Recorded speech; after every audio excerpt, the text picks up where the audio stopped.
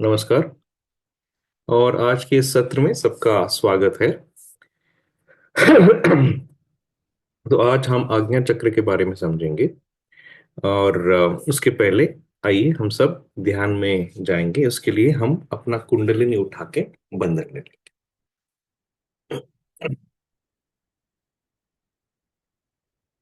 तो जैसे अभी हमने पिछले क्लास में समझा कि ये जो सामूहिक चेतना है, ये जैसे हम कुंडलिनी उठाते हैं, कुंडलिनी जब सहस्त्रार से बाहर आती है तो हमें वो महसूस होना चाहिए, अनुभव में आना चाहिए हमारी चेतना में। ये जो परम चेतना है, परमात्मा की जो शक्ति सर्वव्यापी, उससे हम जुड़ रहे हैं। तो केवल एक क्रिया नहीं है, इसका अनुभव हमें अपने हाथों में, सब जगह पे हमें महसूस होना चाहिए। तो अपना चित्त को अपने अंदर अपने हाथों में, सर के ऊपर हमें क्या महसूस हो रहा है, उसे देखते हुए हम अभी 7 मर्तबा हर चक्र के सामने बंधन लेंगे।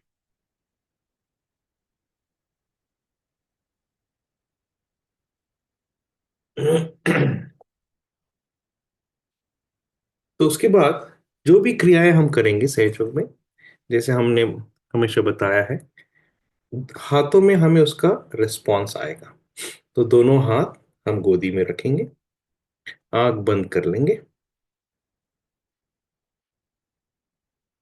और अपने अंदर हमारा चित्त लेके हमारे हाथों में कैसे महसूस हो रहा है, उंगलियों के अग्रों में क्या हो रहा है,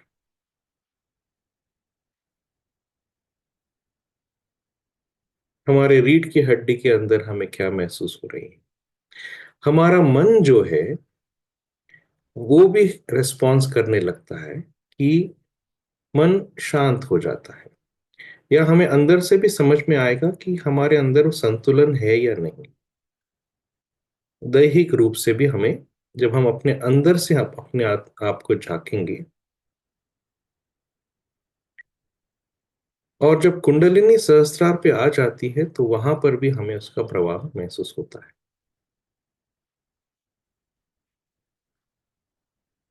और जब सुबह घर से बाहर निकलते हैं, बंधन लेते हैं, तो भी हमें इसको महसूस करने की कोशिश करना चाहिए। ना कि हम ऐसा ही लेके फिर निकल जाए कि हमें समझ में ही नहीं आ रहा है कि हमें हमारे अंदर कुछ बदलाव आ रहा है कि नहीं। और जितने देर हम रखेंगे, धीरे धीरे बदलते जाता है। तो अब हम माता जी से प्रार्थना करेंगे, माता जी हमें उस स्थिति में ले आइए जो वर्तमान की स्थिति है, कि ना हमारे मन भूतकाल या भविष्य में भटके, ताकि हम आज जो भी सुन रहे हैं, समझ रहे हैं, वो हम अंदर ग्रहण कर सके। और न केवल हम समझ सके, लेकिन हमारे अंदर चक्र और नाड़ियों में भी बदलाव आए हैं, जो हमें अपने हाथों में, चैतन्यों में, हमारी जो स्थिति है उसमें हमें समझ में आ जाए।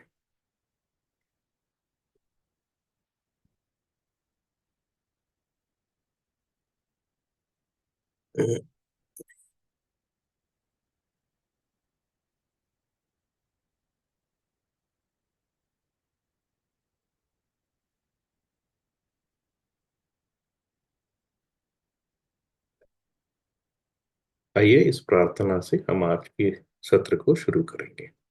जय श्री। तो आज हम इस आज्ञा चक्र के बारे में समझेंगे। और आज्ञा चक्र जो कहते हैं कि ये तो क्षमा का केंद्र है, क्षमा का चक्र है। इसकी सबसे बड़ी गुण जो है वो है क्षमा। और ये कितनी बड़ी शक्ति क्यों है, उसके बारे में आज हम और अच्छी तरह से समझेंगे। तो जैसे हम हमेशा पहले समझते हैं कि इसका ये कहाँ पर है हमारे अंदर। तो ये हम मालूम है माथे के अंदर। मतलब ये जो माथा है इसके बीचों बीच यहाँ आज्ञा चक्र है। इसका मतलब हमारे आंखों के जस्ट पीछे जो नर्व्स हैं, जो नसें हैं, वो पीछे जाती हैं, उसको ऑप्टिक थैलेमस बोलते हैं। ये ऑप्टिक नर्व्स जो पीछे जाता है वो भी क्रॉस होता है। तो वो जगह एक है।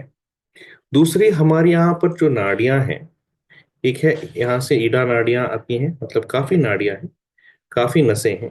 वो एक तरह से ऐसे ऊपर आता है और क्रॉस करके हमारे हमारे सर के बाएं तरफ जाके वहां से उसको कनेक्शन होता है। वैसे ही बाएं तरफ की जितने भी हमारी नाड़ियां हैं वो यहाँ क्रॉस होती और हमारे सर के दाएं तरफ को कनेक्ट होता है। और सुषुम्ना जो पैरासिम्पथेटिक नर्वस सिस्टम की जो नसें हैं वो ऊपर सीधा जाता है। तो वो भी उसी एक पॉइंट से गुजरता है।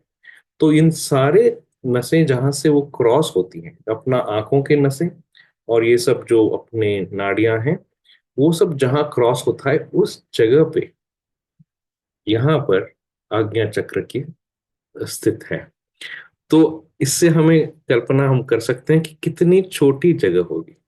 तो इसको भेदन करके कुंडलिनी को जब ऊपर आना है, तो जो सहस्त्रार जो अगले हफ्ते हम समझेंगे, वो हमारी आध्यात्मिक की, हम कह सकते हैं कि हर दिन हम ध्यान करते हैं, पूजा करते हैं, जो भी करते हैं, हमारी अंतिम लक्ष्य है कि हमारा चित्त जो है, अटेंशन जो है, यहाँ पहुंच जाए। और यहाँ जब पहुंचती है तो हमें महसूस होने लगते हैं। लेकिन उसके लिए ये आज्ञा को पार करना बहुत इंपॉर्टेंट है। तो ये एक्चुअली इसका लोकेशन है। तो ये हमारे हाथों में जो हमारे रिंग फिंगर हम कहते हैं, जो जहाँ अंगूठी की फिंगर, यहाँ पर ये। तो अभी आप देखिए इसमें जो, अगर लेफ्ट हैंड है, तो ये दो चीजों को रिप्रेजेंट करती हैं। एक है कि हमारी जो यहाँ से जो नाड़ियां जाके इस आज्ञा चक्र को क्रॉस करती है, तो हमारे सिर के राइट साइड जो है इसको हम कहते हैं, या यहाँ जाके ऐसे पीछे चला जाता है, इसको हम कहते हैं बैक आज्ञा। जो लेफ्ट साइड जो है वो हमारी लेफ्ट आज्ञा, हम कह सकते हैं बैक आज्ञा, बाएं तरफ की आज्ञा और हमारी पीछे। और राइट साइड की जो है वो हमारी इस तरफ आती है, तो इसको हम कहते हैं फ्रंट आज्ञा, आगे की आज्ञा और राइट साइड। ओके, तो मतलब राइट साइड जो है हमारी सर के लेफ्ट साइड पे क्रॉसिंग है। तो इसका ये मतलब है। ओके, तो ये फ्रंट, जो राइट हैंड है वो फ्रंट आज्ञा, और राइट साइड की आज्ञा जो हमारे सर के लेफ्ट साइड में है। और लेफ्ट हैंड की जो इस आज्ञा का चक्र जो है वो हमारा पीछे का आज्ञा, और हमारे सर के दाएं तरफ, या हम कह सकते हैं बायां आज्ञा, जो हमारे यहाँ पर है, तो वो रिप्रेजेंट करता है। पाँव में भी वैसा ही है, जो छोटी उंगली है उसके बाजू वाला, वो वहां पर हमारा आज्ञा चक्र है। तो ये हमें वहां पर, तो कभी कभी यहाँ पर भी अगर हमें बहुत प्रेशर आता है, तो हमें समझना चाहिए कि हमारा आज्ञा चक्र पकड़ा है। ओके, वैसे ही हमारे हाथों में, हमारे यहाँ पर हमें समझ में आता है मोस्टली, और हमारे पैरों में। ठीक है। और हर चक्र में हमने देखा था कि पीठ है सहस्त्रार के, बट मूल आज्ञा चक्र का जो स्थान है वो हमारे सहस्त्रार में वही स्थान है, एक ही जगह है। क्योंकि यहां से ही इस सहस्त्रार का जो शुरुआत है वो इस आज्ञा चक्र से शुरू होता है। तो जो मूलाधार, जो हम कह सकते हैं कि हमारी जो रीढ़ की हड्डी की जो मूल है, वैसे ही आज्ञा चक्र जो है वो इस सहस्त्रार का मूल है। तो इसको सहस्त्रार जो है वो परमात्मा की राज्य कहते हैं, परमात्मा का साम्राज्य। और उस परमात्मा के साम्राज्य के जो द्वार है वो है इस आज्ञा चक्र। तो इसीलिए मूलाधार और आज्ञा, इसीलिए आप पीछे देखेंगे बैक आज्ञा, वहां पर मूलाधार है, और वो भी आज्ञा ही है ना। तो इस हिसाब से मूलाधार यहाँ है, लेकिन वो आज्ञा का ही भाग है, इसको हम कहते हैं बैक आज्ञा। लेकिन वो मूलाधार का कंट्रोलिंग पॉइंट है। तो हम समझ सकते हैं कि मूलाधार और आज्ञा का कितना कनेक्शन है। और वो हमें समझ में आएगा जब हम समझेंगे कि इसमें अवतरण जो आया है इस आज्ञा को खोलने के लिए, वो मूलाधार का ही देवी देवता है, मूलाधार में हम जानते हैं श्री गणेश। वो ही एक ही बार इस धरती पे उन्होंने जन्म लिया, और वो लॉर्ड जीसस क्राइस्ट करके आए। तो लॉर्ड जीसस क्राइस्ट का जो जन्म हुआ इस आज्ञा चक्र को खोलने के लिए हुआ। वो और कोई नहीं थे बट मूलाधार का जो श्री गणेश है वो ही थे। तो ये जो है मूलाधार जो आधार है हमारी पूरी जो सटल सिस्टम की, हम कह सकते हैं कि हमारी जो मूल है, रूट्स है, उसका आधार है। और जो फ्रूट है, मतलब जो जब पेड़ बढ़ता है तो वो एक फल बन जाता है। तो जो फल है उसको जो आधार मिलता है वो है आज्ञा चक्र का। तो इतना ब्यूटीफुल कनेक्शन यहाँ पर है, ठीक है ना। उसके बारे में हम और समझेंगे। तो इसकी विशेषताएं क्या है, इसमें दो पंखुड़ियां हैं। जैसे भी मूलाधार के चार थे, यहाँ 6 या 10 12 16, यहाँ पर दो पंखुड़ियां हैं। तो हमारी जो नाड़ियां यहाँ क्रॉस होती है, यहाँ पर दो गुब्बारे, इसको हम कहते हैं बलून। बलून मतलब कैसा है कि जब हम आज्ञा मतलब राइट साइड में जो ऊर्जा हम करते हैं, हम काम करते हैं, हम आगे जाके सोचते हैं कि ये करना है वो करना है, तो वो हमारा फ्यूचर का प्लानिंग है। या हम कभी किसी से हमारा जब जब अच्छा किसी ने कहा है कि वॉल्यूम इंक्रीज करें, वॉल्यूम ठीक है ना, मेरा माइक पे है, वॉल्यूम की कोई प्रॉब्लम है अनिंदिया? Volume is fine. Yeah, I can hear you very clearly. Very clear, ठीक है ठीक है, ओके। तो आप अपना देखिए सुभाष जी, कि आपको आपके तरफ का वॉल्यूम को कुछ गड़बड़ गड़बड़ रहेगा। मैं अपना माइक पे बात कर रहा हूँ तो काफी लाउड होना चाहिए और क्लियर होना चाहिए, ठीक है। हाँ, अब वो बोल रहे ठीक है, गुड, ओके, सॉरी।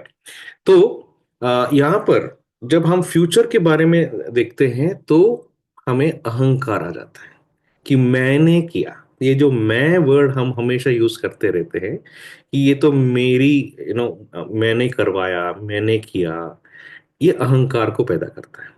लेकिन दूसरी तरफ मतलब यहाँ पर अगर हम देखें, वो है ये ब्लू कलर की। वो जब हम हमारी हमें डर लगता है, हम कुछ कर नहीं सकते, हमें कॉन्फिडेंस नहीं है, या हम कुछ करते हैं और वो गलत हो जाता है, या उसका सफलता नहीं आती है, तो हमारे अंदर हमारे ऊपर ही हमें लगता है कि हम कुछ ठीक नहीं है। तो इसको हम कहते हैं सुपर ईगो, प्रति अहंकार। अहंकार है और ये ऑपोजिट ऑफ अहंकार, कि अपने ऊपर ही कॉन्फिडेंस नहीं है, आत्मविश्वास खो जाते हैं। और ये दोनों चीजें जो है ये गुब्बारे के जैसे है। जितना हम राइट साइड में चले जाएंगे, जितना हम पिंगला नाड़ी का बहुत ज्यादा अति में इस्तेमाल करेंगे, ये बढ़ते जाता है। एक एक जैसे एक गुब्बारा है, उसमें आप हवा भरेंगे तो और बढ़ता है और बढ़ता है, बढ़ता है, बढ़ता है। वैसे ही अगर अहंकार बहुत ज्यादा हो गया तो वो अंधा हो जाता है, उसको कुछ दिखता ही नहीं, अपने अलावा उसको कुछ दिखता नहीं। और ईडा नाडी में भी जब हमें अपने आप पर आत्मविश्वास कम हो जाता है, तो भी ये गुब्बारा जो ब्लू कलर का है वो बढ़ता है, और उनको भी नहीं, कुछ नहीं दिखता, वो हमेशा रोते रहते हैं। और वो भी केवल अपने बारे में ही सोचते हैं, दोनों अपने बारे में सोचते हैं। एक को अहंकार है और एक को लगता है कि हम बेकार है। तो ये दोनों मैं में ही रहते हैं कि मुझे ठीक नहीं है, मेरे साथ ही ऐसा क्यों होता है, ये रोते रहते हैं। और दूसरा कि मैं ऐसा करता हूं, मैं अगर मैं नहीं हूं तो कुछ नहीं होने वाला है। तो ये आज्ञा को एकदम रोक देता है, ब्लॉक कर देता है। उसको हम कह सकते हैं कि जैसे अगर कोई रस्सी है उसको टाइट बांध दे तो वहां से कुछ बाहर निकल ही नहीं सकता है। तो जब हमारे अहंकार प्रति अहंकार बढ़ता है तो ये टाइट हो जाता है। और जब वो बढ़ता है, बहुत बड़ा हो जाता है, तो विचारधाराएं जो हम कहते हैं कि विचार कैसे रोकें, रोक ही नहीं सकते, क्योंकि इतना बड़ा है, ये अंदर भरा हुआ है। और आंख बंद किया तो भी ये विचार देते रहता है। तो जो यहाँ प्रत्यहंकार में है वो हमेशा उसको जो पिछले हुआ कि जितना प्रॉब्लम हो गया, असफलता, वही आते रहता है दिमाग में। और जो अहंकारी है वो फ्यूचर के बारे में सोचता है कि मैं ऐसा करूंगा, ऐसा करूंगा। तो एक को विचार आता है भविष्य की, जो है अहंकार से और प्रति अहंकार से जो बीत गई बातें हैं, जो हम कह सकते हैं कि गत काल, जो हमारे भूतकाल है, वहां से विचार आते हैं। तो दोनों को विचार तो बहुत आते हैं, अलग अलग विचार है, एक भूतकाल की एक भविष्य की, बट विचार तो विचार है।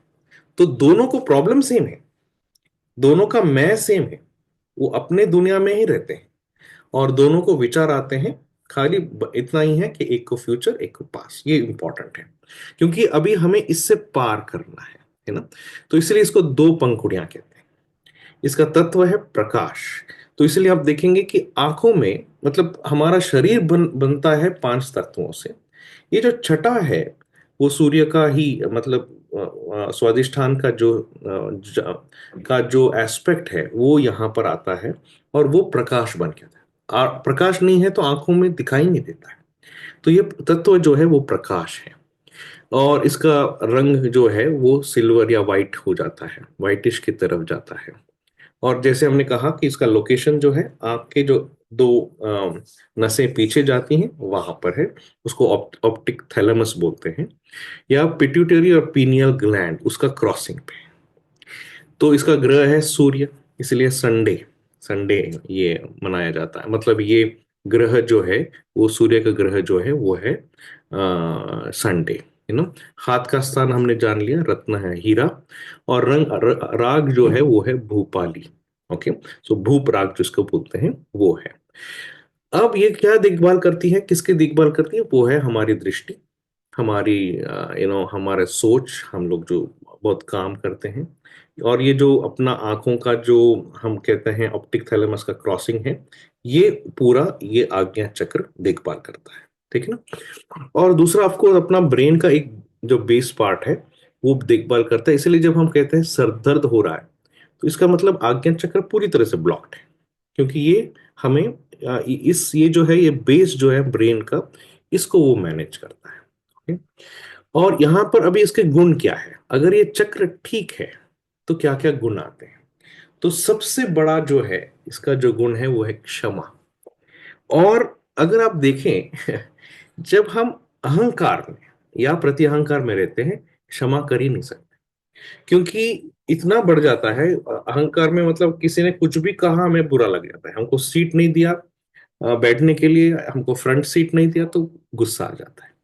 और जो दूसरे वाले जो है वो हमेशा दुखी रहते हैं कि इन्होंने ऐसा किया, इसकी वजह से मेरा अभी इतना प्रॉब्लम हो रहा है। तो उनके ऊपर द्वेषी रहता है, दोनों को द्वेषी होता है, अहंकारी और प्रति अहंकारी। लेकिन इससे बाहर निकलने के लिए एक ही रास्ता है, वो है क्षमा। और जब क्षमा करते हैं तो ही विचार कम हो सकते हैं, नहीं तो हो ही नहीं सकते, क्योंकि जब अहंकार और प्रति अहंकार कम होता है तो विचार कम होते हैं। तो जब विचार आते हैं तो उसको भी हमें क्षमा कर देना है। तो ये सबसे बड़ी गुण है, और इसको हमको प्रैक्टिस करना पड़ेगा, बहुत मुश्किल है, लेकिन प्रैक्टिस करेंगे तो ही आज्ञा खुल सकता है। और यहाँ अहंकार है तो उसको बैलेंस करने के लिए विनम्रता, एक है विनम्रता जब अहंकार आता है, लेकिन दूसरी और हमें अपने और आत्म गौरव होना चाहिए, रेस्पेक्ट, सेल्फ रेस्पेक्ट होना चाहिए, अहंकार नहीं। बट क्योंकि नहीं तो, क्योंकि जब प्रति अहंकार होता है तो उनको लगता है कि हम तो बेकार ही, यूजलेस, ठीक है ना।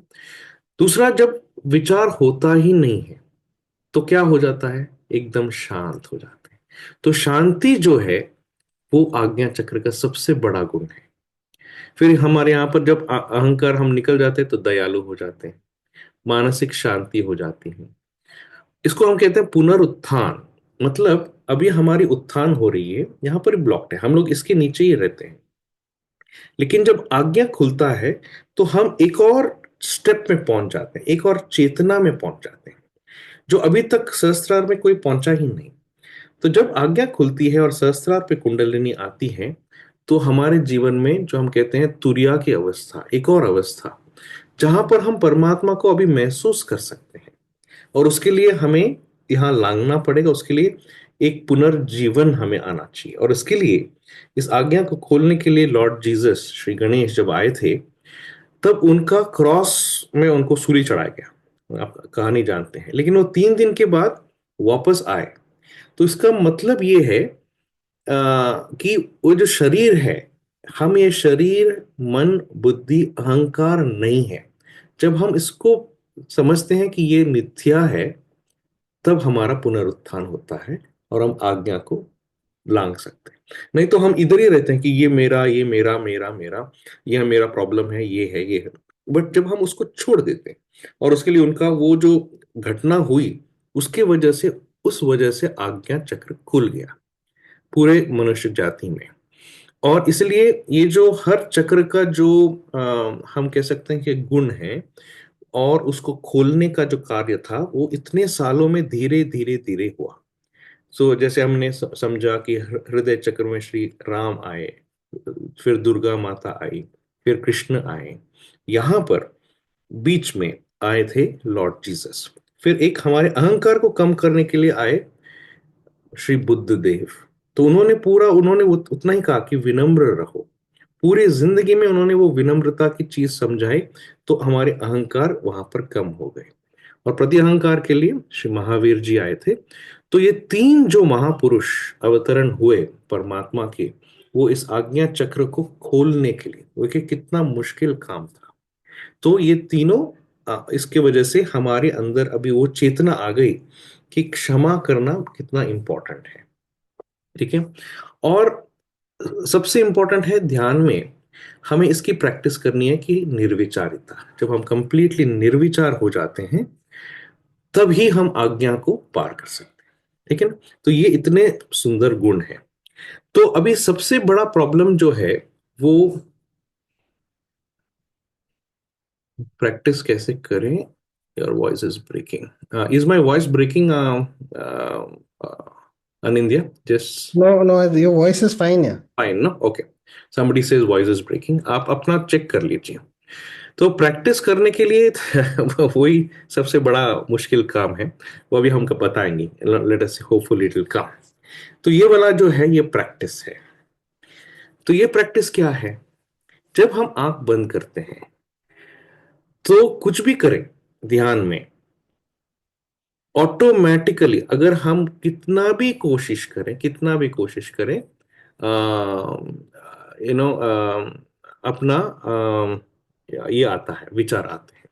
तो इसको यहां पर दिखाया गया, आप देखेंगे कि एक साइनसॉइडल वेव की जैसा। मतलब एक विचार आता है, फिर थोड़ा कम हो जाता है, क्योंकि विचार जो है वो शाश्वत नहीं है, है ना।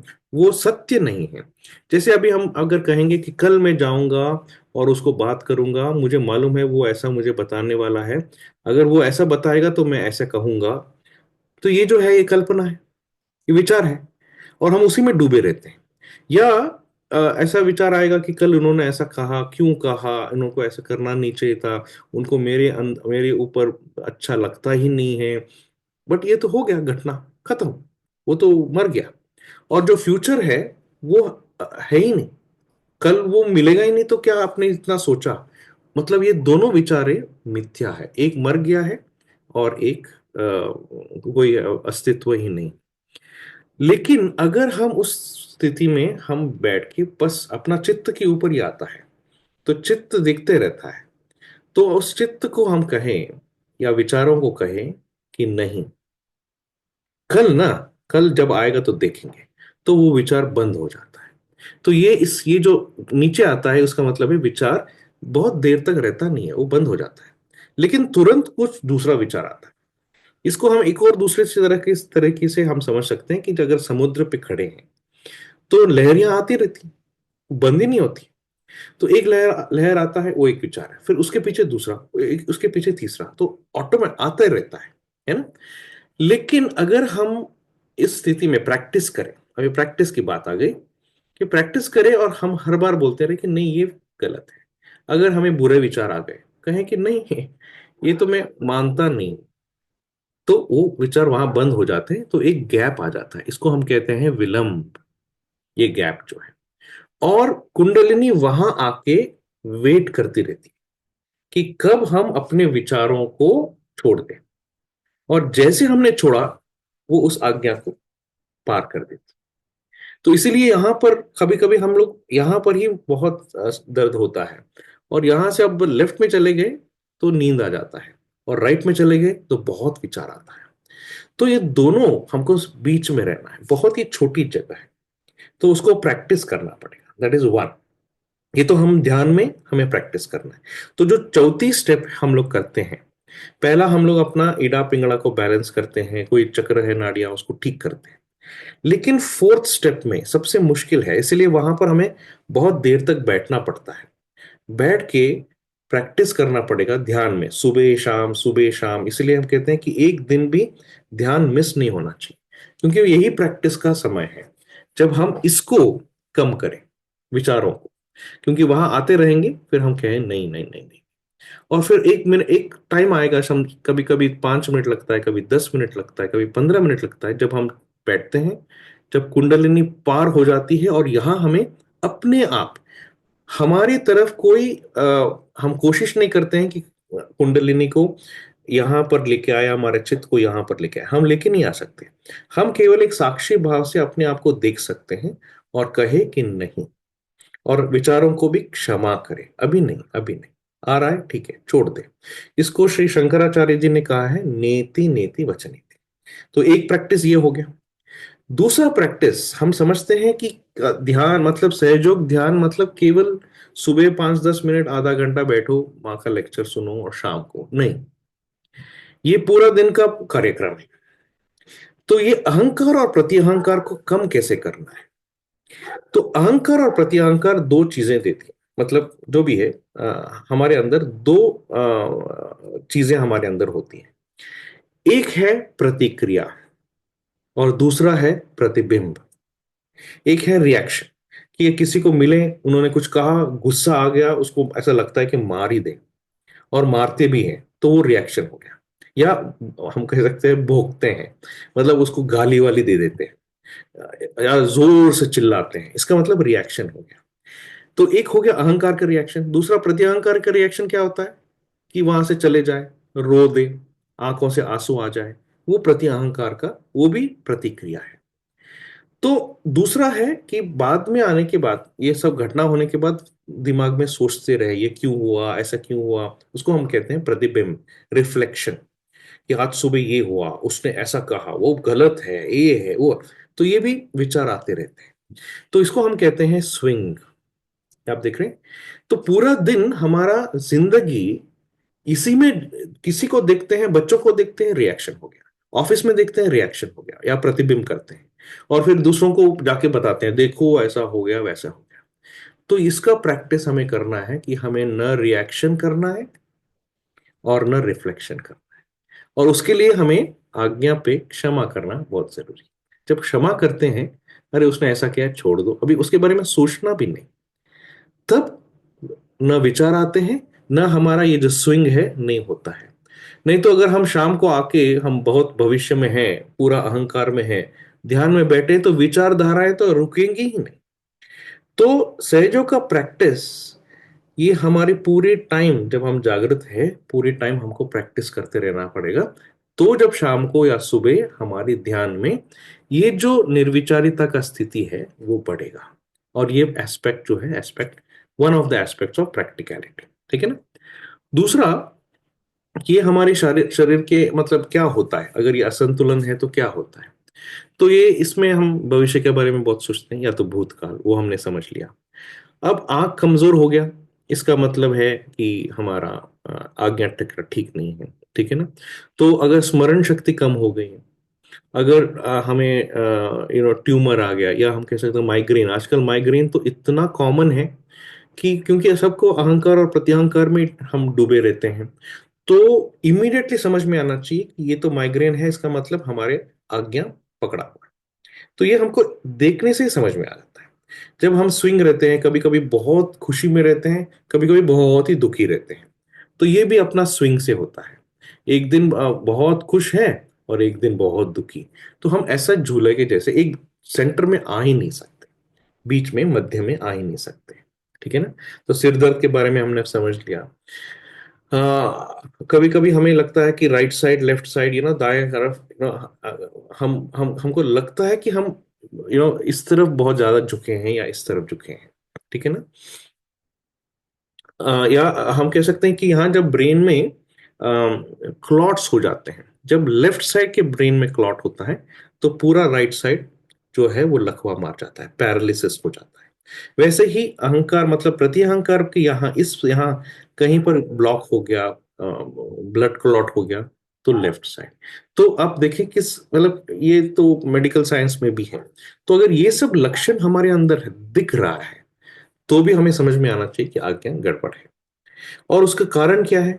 यही, अगर हम आज्ञा के सारे जो तत्व है उसके अगेंस्ट चले गए, अहंकार प्रति अहंकार, बहुत विचार, तो ये सब उस कट्टरपंथी, अहंकार से कट्टरपंथी आता है, चिंताएं आती हैं, कल्पनाएं आती हैं।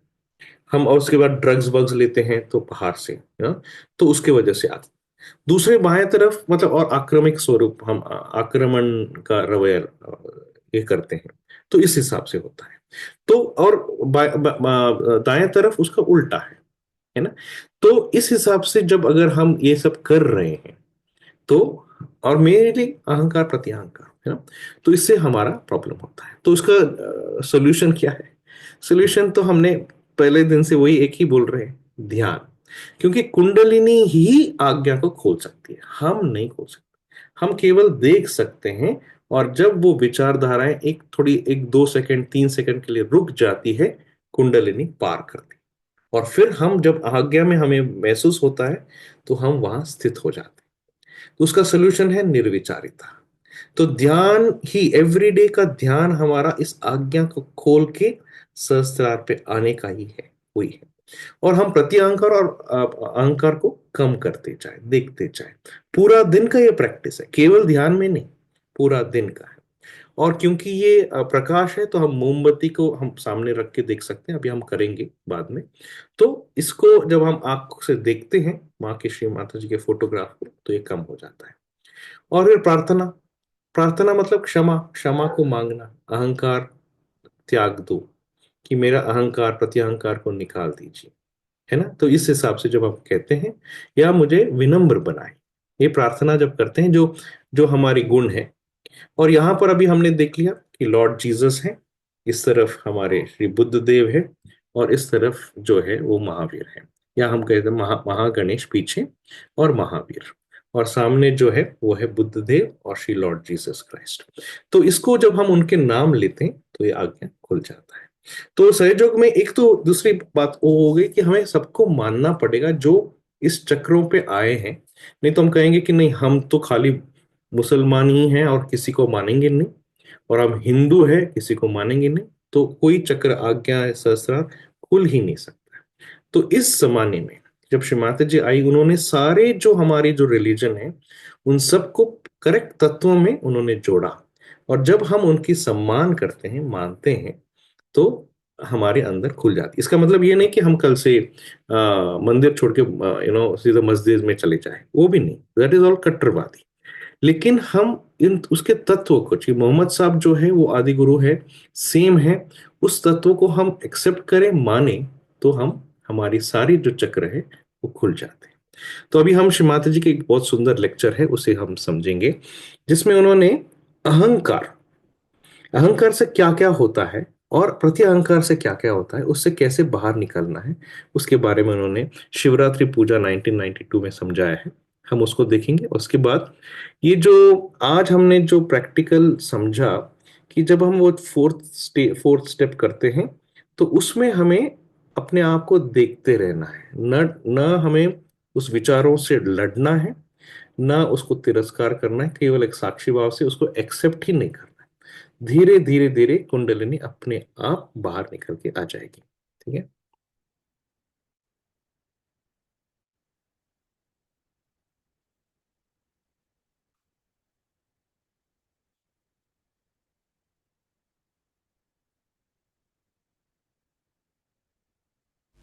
have to understand certain things because as you know there are many people who have got realization. I don't know how many, I don't keep count, but what is lacking in them is surrendering. It's embarrassing to say, but it's a fact. This is the only condition of modern Sahaja Yoga, that you have to really surrender. If you start using your brain, if you start using other methods to understand Sahaja Yoga, you cannot. You must surrender. And as Islam is nothing but surrender. Islam means surrender. And if that surrender is not there, it is impossible to establish anyone in the kingdom of God.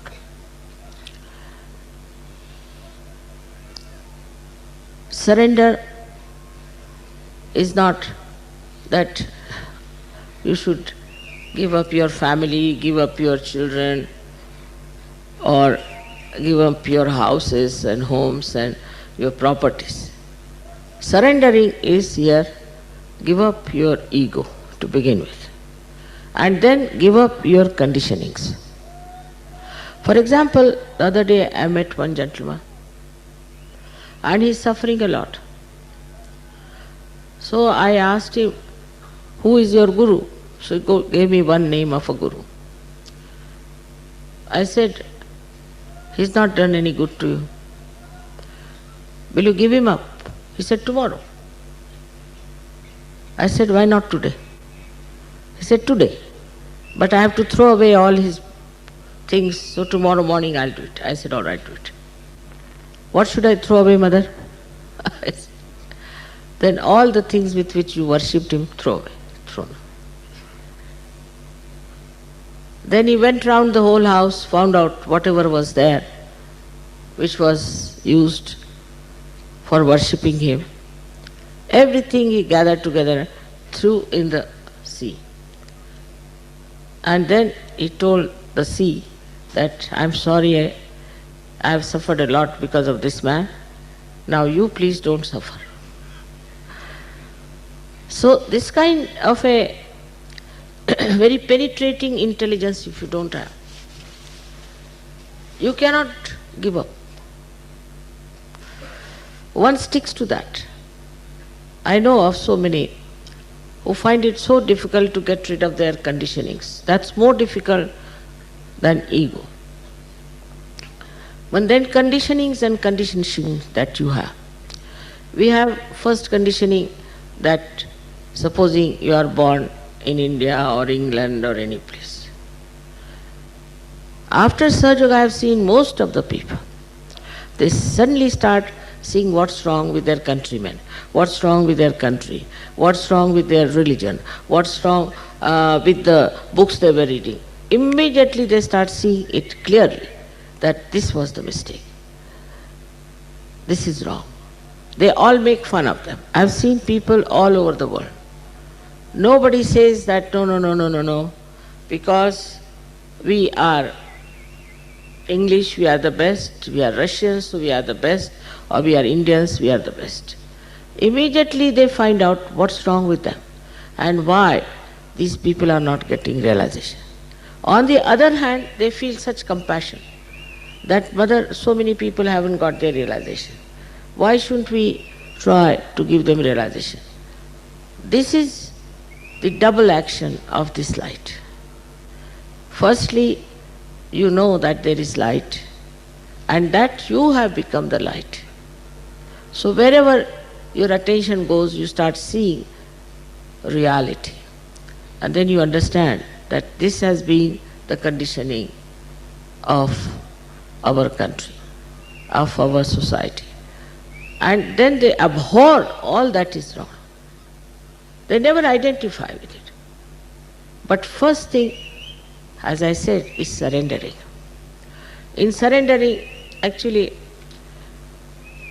you develop a kind of a state where I would say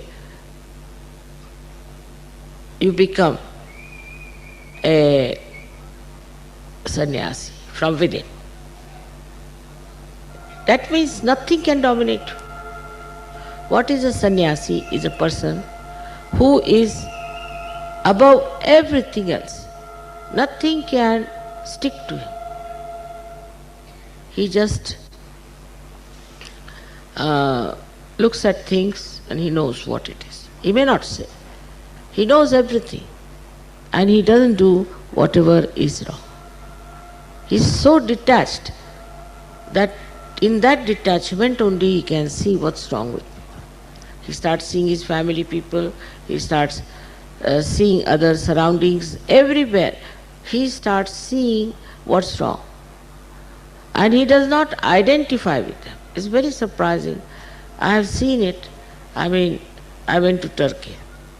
In Turkey I met one gentleman who was running a big Swiss hotel. And he came himself to me and said, "Mother, give me realization." I was surprised because I didn't see this in Switzerland, such a anxious personality would ask for realization. Very surprising that in Turkey he should ask for realization. And I gave him realization. And immediately he said, "I am not going to go back to Switzerland." Just imagine. You see, it is so clear-cut that this life definitely gives you tremendous wisdom and balance. Supposing you are walking and you can't see the road, you may fall down. But if there's little light also, you can see it. And this is what Sahaja Yoga has done. It's given you very little light. That little light itself has been sufficient for you to give up so many things. Now the other side of it is the ego part. Ego is very subtle stuff with human beings. I don't know how they gather it, but they do. And some of them have such a gullible ego that with the slightest thing it shoots off.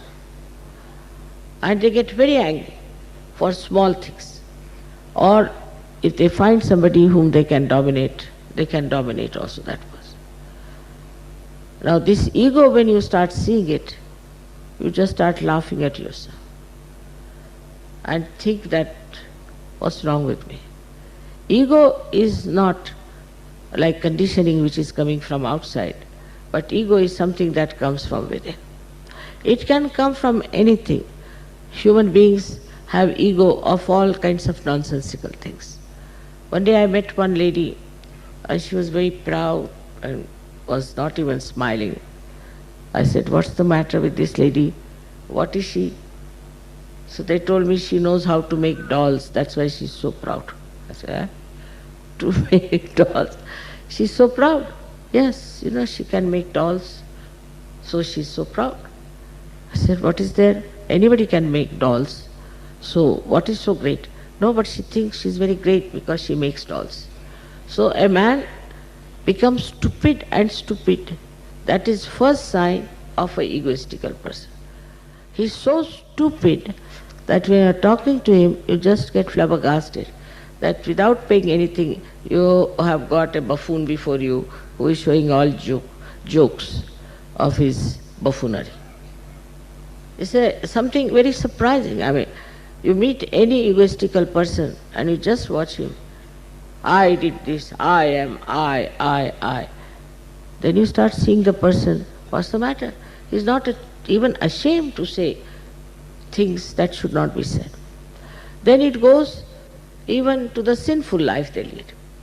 They lead a very sinful life, they're fond of women, they drink and this and that. Then they start boasting about that also. I drank that day so much, I had 5 women around me.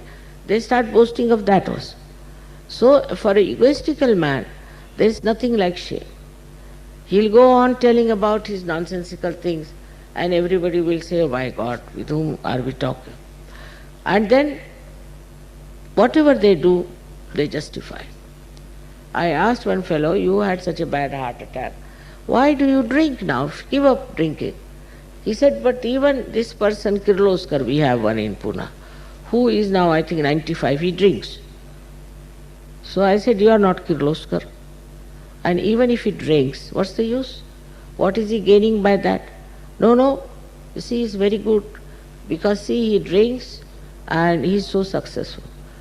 Is he successful because of drinking? But even ordinary reasoning is not there. Ordinary reasoning.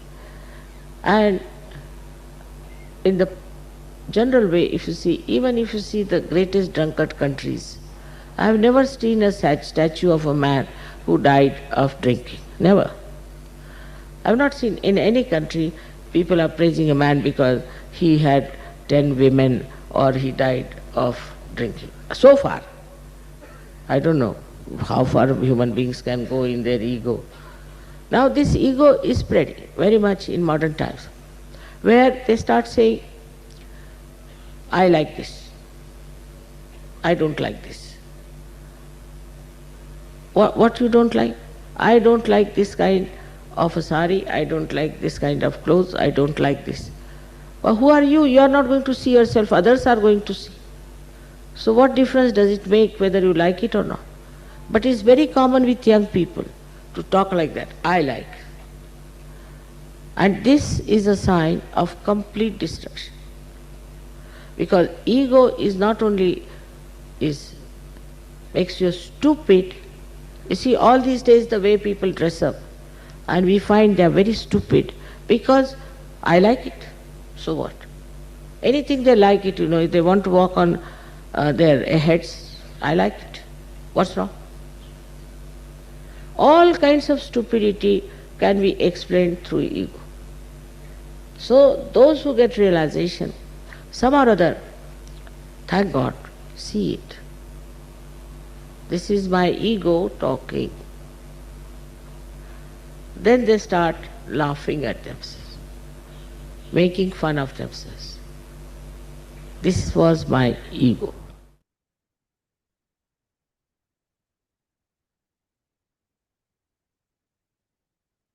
ठीक है, तो अभी हम ध्यान में जाएंगे। तो मैं रिक्वेस्ट करूंगा अनिंद्या से कि वो ले ले। थैंक यू प्रद्युत एंड आइए अब आज का जो आखिरी पार्ट है आज के सत्र का उसको शुरू करते हैं जो कि ध्यान का है। तो आज ध्यान करते वक्त हम थोड़ा आज्ञा चक्र पे भी काम करेंगे, देखेंगे कि जब हम आज्ञा चक्र पे काम करते हैं तो हमारे अंदर क्या परिवर्तन आता है और कैसे हमें समझ आए कि हमारा आज्ञा चक्र क्लियर हो गया है। तो आइए अब हम ध्यान में बैठते हैं। Pradyut can you have the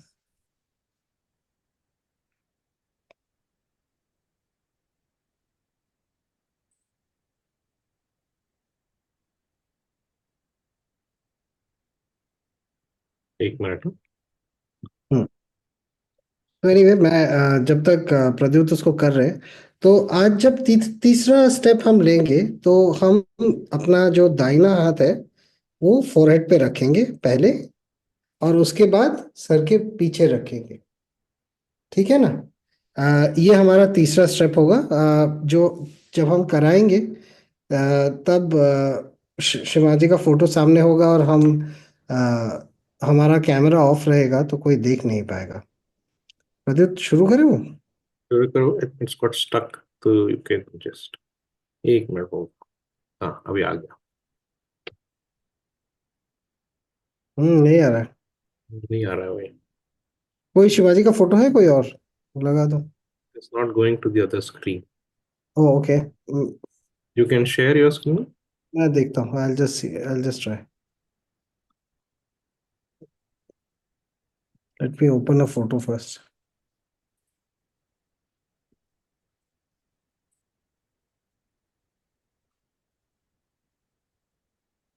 या, Oh, you got it? I think so, let us सी।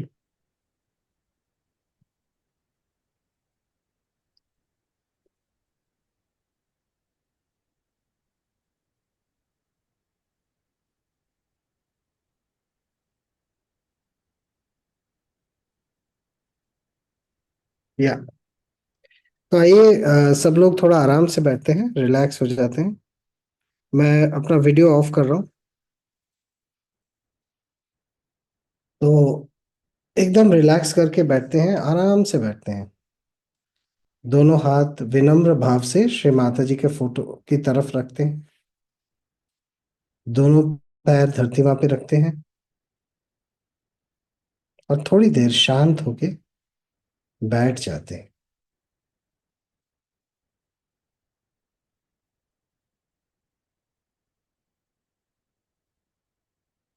सीधा बैठते हैं, सर थोड़ा झुका लेते हैं,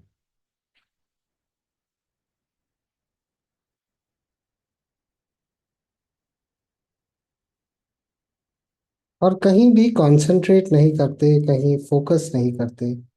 चित्त को एकदम खुला छोड़ देते हैं, चित्त को कहीं नहीं रखते हैं, एकदम शांत होके बैठते हैं।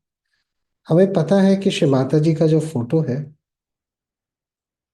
वो जागरूक फोटो है, और उस फोटो से हर वक्त श्री माता जी के जो शक्तियां हैं, असीम शक्तियां हैं, वो बहती रहती हैं। और जब हम उनके सामने दोनों हाथ खोल के बैठते हैं तो ये शक्तियां हमारे नसों में बहने लगती हैं, चक्रों में बहने लगती हैं, और आहिस्ते आहिस्ते उन्हें ठीक करने लगती हैं, शांत करने लगती हैं। 1 मिनट इसी का अनुभव करते हैं।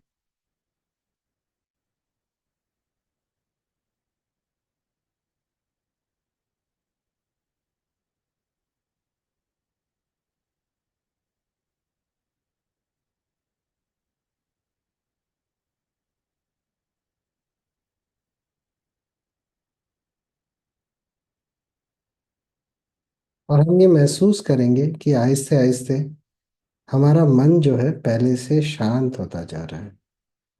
ये शक्तियां हमारे मन में, हमारे चित्त पे काम करती हैं। तो आइए पहला स्टेप लेते हैं। बायां हाथ श्री माता जी के फोटो की तरफ, दाहिना हाथ धरती माँ की तरफ रखते हैं, या अगर हम धरती पे बैठे हैं तो धरती माँ पे रख सकते हैं। 1 मिनट इंतजार करते हैं,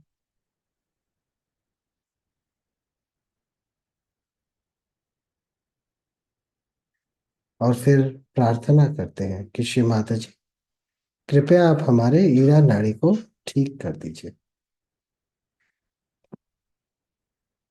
और प्रार्थना करने के बाद थोड़ी देर शांत होके बैठ जाते हैं, इसी मुद्रा में रहते हैं।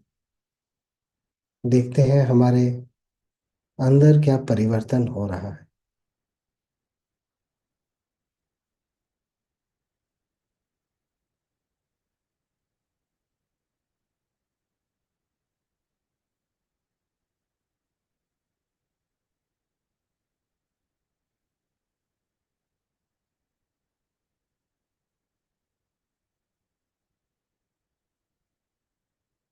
हर मंत्र के बाद, प्रार्थना के बाद 1 मिनट या थोड़ी देर शांत होके इंतजार करना है। परमात्मा से जो उनके फोटो से जवाब आता है वो हमारे नसों में काम करता है। थोड़ा समय देना पड़ता है ताकि वो जो हमारे अंदर परिवर्तन हो रहा है उसको हम देख पाए।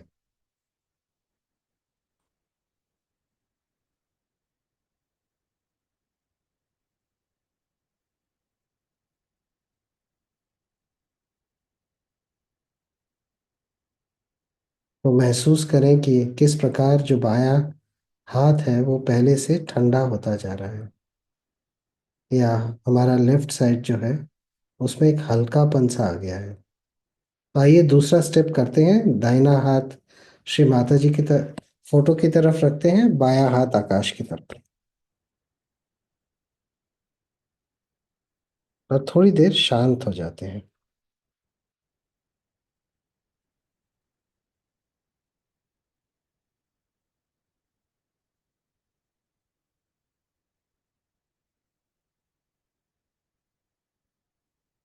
और श्री माता जी से प्रार्थना करते हैं कि श्री माता जी, कृपया आप हमारे पिंगला नाड़ी को ठीक कर दीजिए।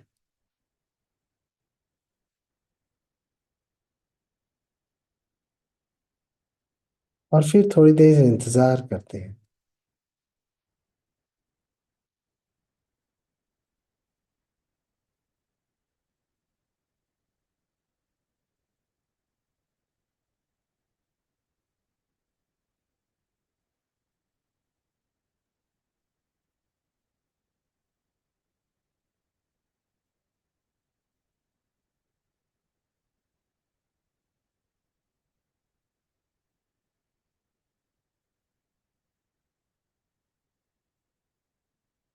ऐसा नहीं है कि अगर हम बड़े बड़े प्रार्थना करें या बार बार प्रार्थना करें या बहुत बड़े शब्दों का प्रयोग करें ताकि परमात्मा बहुत इम्प्रेस हो जाए, इससे कुछ फर्क नहीं पड़ता। जरूरी यह है कि हम हृदय से मांगे, सच्चे दिल से मांगे कि श्री माता जी बस ठीक कर दीजिए, हम आपके सामने बैठे हैं, बस इतना ही। अपने आप ये काम करने लगता है।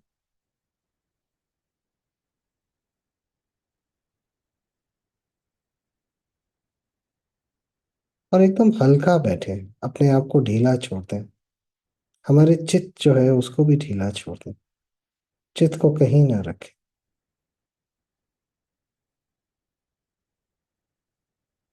आइए अब दोनों हाथ अपने गोद पे रखते हैं। एक बार अपनी स्थिति को देखते हैं। क्या पहले से हम शांत हो गए हैं, या अभी भी मन बहुत विचलित है? क्या चित्त इधर उधर भाग रहा है या शांत हो गया है?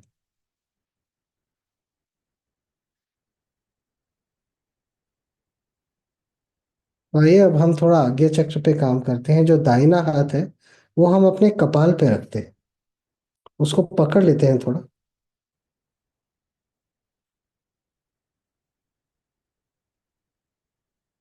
और हृदय से श्री माता जी से प्रार्थना करते हैं कि श्री माता जी हम सबको क्षमा करते हैं, हम अपने आप को भी क्षमा करते हैं। और प्रार्थना करने के बाद थोड़ा इंतजार करते हैं।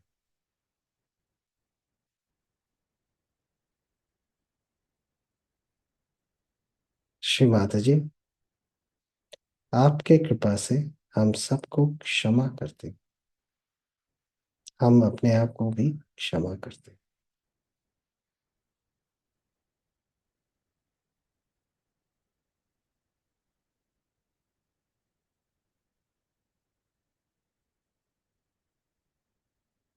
अब जो दाहिना हाथ है वो सर के पीछे ले जाते हैं, सर थोड़ा उठा लेते हैं और इस हाथ पे उसको रख देते हैं। और बस इतना प्रार्थना करते हैं कि श्री माता जी कृपया आप हमारे बैक आज्ञा को ठीक कर दीजिए।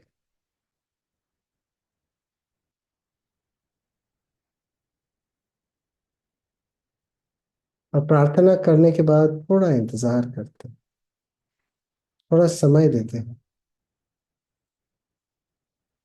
परमात्मा की जो शक्तियां हैं उन्हें काम करने का थोड़ा वक्त देते हैं।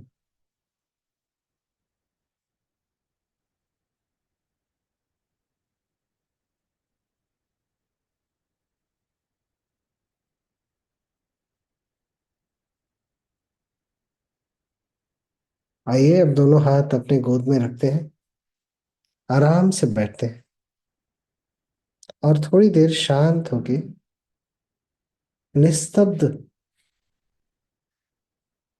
होके ध्यान करते हैं। आंखें बंद, कंधों को ढीला छोड़ देते हैं, रिलैक्स करते हैं, चित्त को ढीला छोड़ देते हैं। कहीं कंसंट्रेशन नहीं, कहीं फोकस नहीं।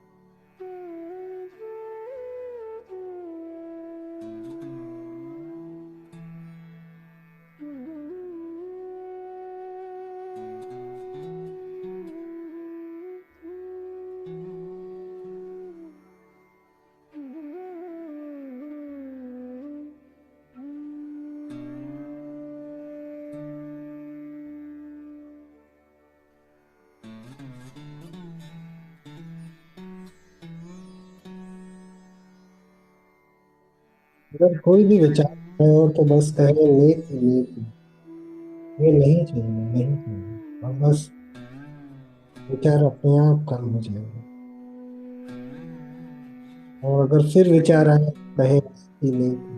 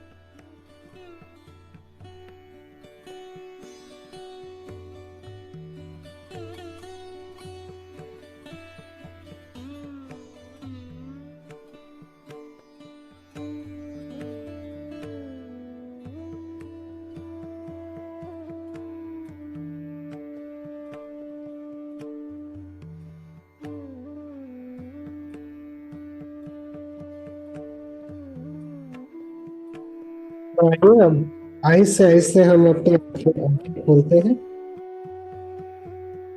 और श्री माता जी का फोटो जो है उसमें जो उनकी बिंदी है उसे थोड़ी देर देखते हैं बगैर कुछ सोचे, एकदम शांत होके बस देखते रहें श्री माता जी के फोटो को।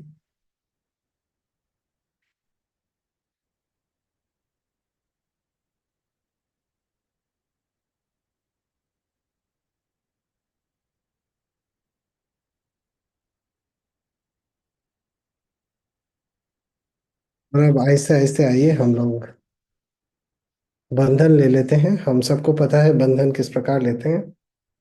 बायां हाथ सामने रखते हैं, दाहिना हाथ उसके आगे पीछे जाता है और 3 बार हम कुंडलिनी उठा के ऊपर गांठ बांधते हैं। पहली बार एक गांठ, दूसरी बार 2 गांठ, तीसरी बार 3 गांठ। और फिर ये जो चैतन्य की शक्ति है इसे हम अपने चारों ओर ओढ़ लेते हैं 7 बार।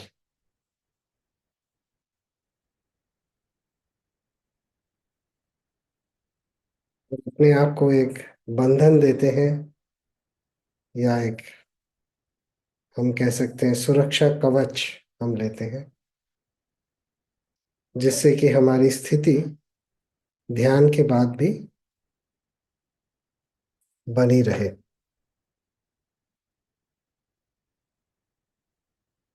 आ,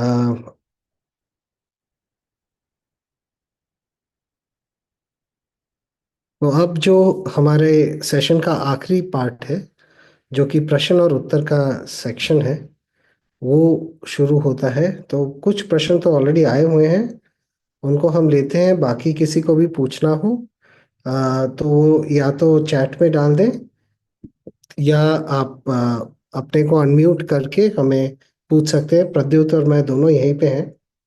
एक प्रश्न मैं नीचे से ही देख रहा हूँ कि विचार क्यों आते हैं।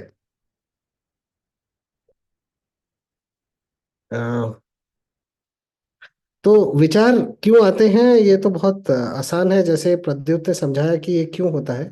पर अगर हम बहुत मतलब हल्के में समझना चाहें, जब हमारा चित्त जो है, जो मन है, वो अशांत होता है या चंचल रहता है, तो वो हमारे सुषुम्ना में स्थित नहीं होता। मतलब कि वो प्रेजेंट में नहीं रहता है, वो फ्लिकर करता है। मतलब कभी ईड़ा में जाता है, कभी पिंगला में रहता है। मतलब कि कभी हमारे पास्ट में जाता है, कभी फ्यूचर में जाता है, कभी एक्शन में जाता है, कभी इच्छा में जाता है। और ये जब ये फ्लिकर करता है ना, तब इसके प्रभाव से हमारे मन में विचार पैदा होते रहते हैं। और जैसे प्रद्युत ने बताया था, इस सेशन में 2 तरह का हमारे अंदर इसका हम इफेक्ट देखते हैं। एक को हम कहते हैं प्रतिबिंब और एक को हम कहते हैं प्रतिक्रिया। प्रतिक्रिया माने सडनली हमारे अंदर रिएक्शन आ जाता है, कुछ होता है तो हम इमिडिएटली रिएक्ट कर जाते हैं। और दूसरा है प्रतिबिंब, कि हम कोई चीज लेके सोचते रहते हैं कि ऐसा क्यों हुआ, उसने ये बोला, फिर आगे, फिर पता चला 5 मिनट हम एक ही चीज के बारे में सोच रहे हैं। तो इस चीज को बोलते हैं प्रतिबिंबित मन। तो हमारे अंदर 2 चीजें होती है और इसका मेन कारण है कि हमारा चित्त जो है वो अशांत है। तो इसको रोकने का एक ही उपाय है कि हम ध्यान करें। ध्यान करने से हम शांत हो जाते हैं। शांत होते वक्त हमारा चित्त, हमारा मन शांत हो जाता है। और जब ये शांत हो जाता है, अपने आप सुषुम्ना में स्थित हो जाता है, तब अपने आप हमारे अंदर विचार बंद हो जाते हैं, जिसको प्रद्युत ने उस डायग्राम में समझाया था कि जिसको विलंब बोलते हैं। ठीक है ना Pradyut? I am not wearing glasses, maybe you can see the other question, little difficult for me to see it. So there are no other questions. Okay.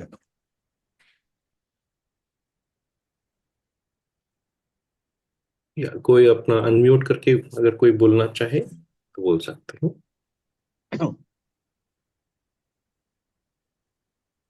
हाँ बोलिए। या जय श्री माता जी। देश माता। As usual the lecture was very nice. बहुत अच्छी तरह से आपने समझाया। बहुत अच्छा, means very coolly, you speak very with soft language and very slowly तो रियली थैंक्स फॉर दैट। और इन्होंने ध्यान भी बहुत अच्छा लिया, बहुत ही अच्छा। I have one question from my side. Hmm, sleep मुझे जल्दी नहीं आती, तो थॉट्स के बारे में तो है। देन लास्ट टाइम में मैंने पूछा था, तो आपने you given me that food soaking करना चाहिए, तो that I am doing it. But mainly नींद लेट आती है, means around 1 o'clock 2 o'clock in the night, even if I'm sleeping on the bed at around 11 o'clock, you can say. हम्म। या I think sleep Can you guide me? Sleep वही right side की वजह से, इसलिए हमने last time कहा था कि फुट सोकिंग कीजिए। तो फुट Okay. सोकिंग से अपना जो पिंगला नाड़ी है वो शांत हो जाता है। तो यू कैन ऑल्सो ट्राई कि अपना आइस रख सकते हैं। You can keep ice Okay. On the Swadhisthana चक्र ना? स्वादिष्ठान चक्र। क्योंकि Right. वहाँ मतलब the activity is too much, right side activity is too much. अपने आप Okay. मतलब अपने अंदर से ही वो आते रहता है कि, और उसकी तरफ से विचार आते हैं, everything is coming because of that. तो उसको आप और अपने दिनचर्या को भी देखिए कि हम पूरा दिन क्या करते रहते हैं। जैसे वो जो डायग्राम डाला था कि हमारा Yeah. पेंडुलम की तरह होता है, या हम दूसरा जो एस्पेक्ट है कि क्रिया प्रतिक्रिया और प्रतिबिंब। पूरा दिन अगर हमारे रिएक्शंस पे बहुत ज्यादा है तो वो इतने Hmm. स्टोर हो जाते हैं यहाँ पर कि उसको हम कहते हैं राइट साइड जब बहुत ज्यादा गर्म हो जाता है तो अहंकार का जो बलून है उसमें इतना विचार भर जाता है कि निकलते ही रहता है। So the whole thing is कि हम उस स्विंग को कम करें और बैलेंस में रहे, और पूरा जिंदगी को, जैसे विशुद्धि चक्र के बारे में बताया था, एक साक्षी भाव से देखते रहे। और उसकी वजह से हमारा रिएक्शंस कम होते हैं। तो देन ये अक्यूमुलेशन जो है वो जब कम होता है तो देन यू कैन स्लीप। तो राइट स्वादिष्ठान को भी जब ठंडा करते हैं तो भी ये Okay. बहुत कम हो जाता है। और Okay. ध्यान इज वेरी वेरी इंपॉर्टेंट। और Yeah. Yeah. स्पेशली ये जो लास्ट में हम लोग जो बैठते हैं दस Yeah. पंद्रह मिनट अभी इस बार आज उसने, I was feeling it could have set for a little longer time, इतना Mhm. ब्यूटीफुल हो रहा था कि Yeah. Yeah. Can sit for 10 minutes 15 minutes 20 minute just like that. तो ये जो स्विंग है वो धीरे धीरे धीरे धीरे कम होते रहता है। And once you come into the centre Sushumna, फिर then whenever you want you can sleep, whenever you want you can get up. Swing की वजह से है। Thanks. या Thanks a lot. Thank you so much. Yeah. या hello, नमस्ते sir. नमस्ते। Sir, हम लोग स्टार्टिंग से ज्वाइन नहीं हुए हुए हैं, तो हम्म, एक बार आपके नंबर दे सकते क्या सर? मेरे को एक बात करना है, फिर कंटिन्यूशन करेंगे। ठीक है। और हमने जो जो भी हम लोग वीडियो डालते हैं, मतलब जो रिकॉर्डिंग्स है उसके अंदर भी मैंने नंबर डाला है। तो आप मुझे व्हाट्सएप कर सकते हैं, मैं आपको वो जो पिछला रिकॉर्डिंग है वो भी भेज दूंगा। ठीक है। और या हाँ, वो सर एक बार बेसिकली क्या है ये देखना था सर, सो इसके लिए। आपको भेज तो दूंगा। तो उसके बाद आप हमारे मतलब अभी तक हमने हमारा ये 13th सेशन चल रहा है। हम लोग हमें एक इंट्रोडक्शन करते हैं, और आत्म साक्षात्कार करने के बाद जो नए लोग हैं उनके लिए एक बेसिक 16-17 प्रोग्राम मतलब सेशंस करते हैं, जिसमें सहजों की जो बेसिक है वो समझ में आ जाना चाहिए। वो एक सर मेरा मिस हुआ है, तो इसके आप लिए थोड़ा। रिकॉर्डिंग्स आप देख लीजिए। किसी ने हमसा चक्र के बारे में पूछा है। लास्ट टाइम वी कवर्ड हमसा चक्र लिटिल इन ब्रीफ, क्योंकि वो इस स्कोप से थोड़ा सा अलग है। तो विशुद्धि चक्र का भाग है वो। तो लास्ट वीक का जो रिकॉर्डिंग है आप उसे देखेंगे तो हमसा चक्र के बारे में थोड़ा सा हमने समझा है। आज आपने ग्रह सूर्य और स्टोन हीरा बताया। ज्योतिष भी सूर्य और हीरा के लिए होता है, क्या सहयोग में ये अलग है? हाँ।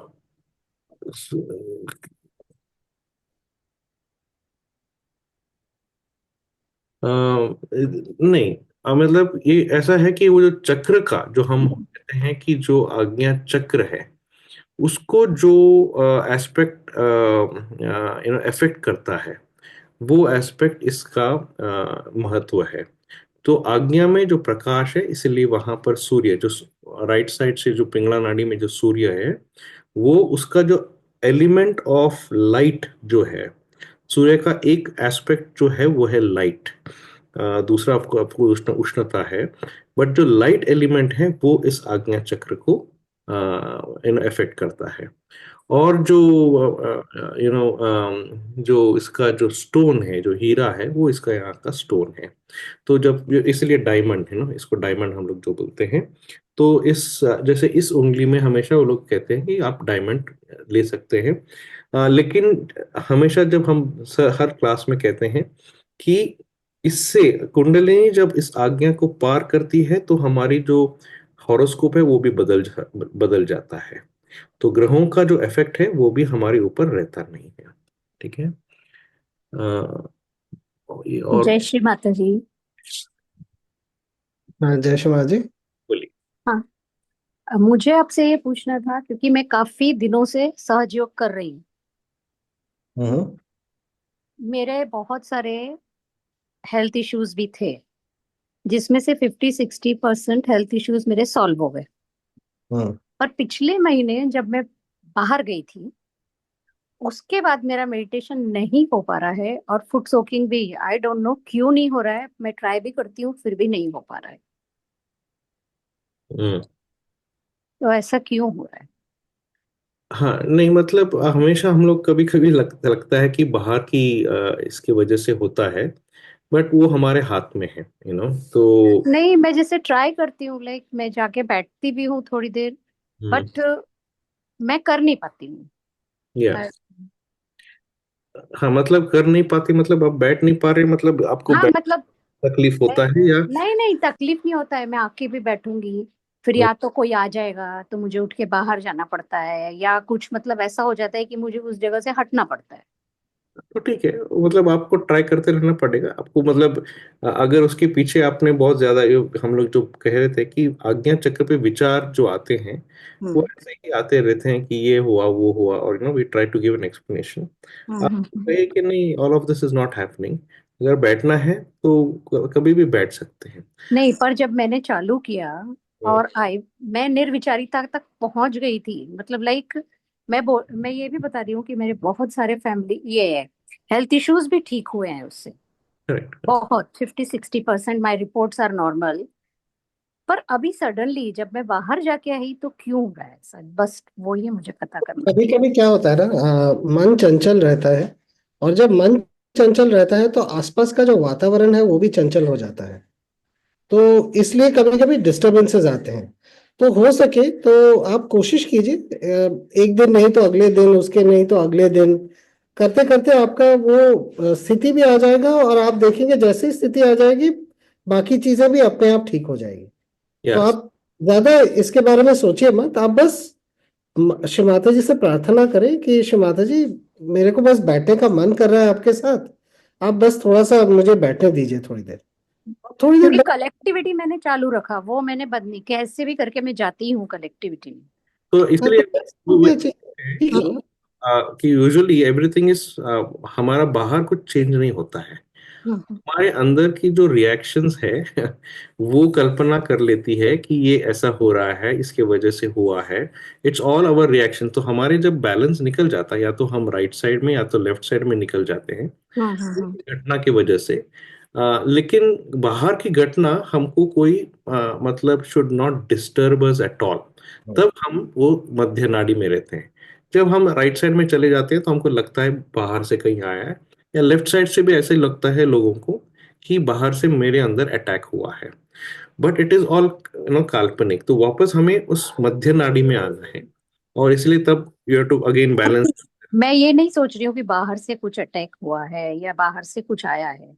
नहीं, आप बता रही हैं ना कहीं हाँ, आप बाहर गई। बट हाँ, मैं बाहर गई उसके बाद या ऐसा इट होगा कि मेरे 4-5 दिन लिंक टूट गया करने से, हाँ, वही तो वही। वो मेरा रूटीन हो गया फिर। नहीं ऐसा नहीं, वही। भी हो सकता है। तो आप मन को बताइए कि ये नहीं, इसीलिए आज का जो प्रार्थना था, हम्म नेति नेति वचन नेति निगमो अवचो। Not this, not this, not this.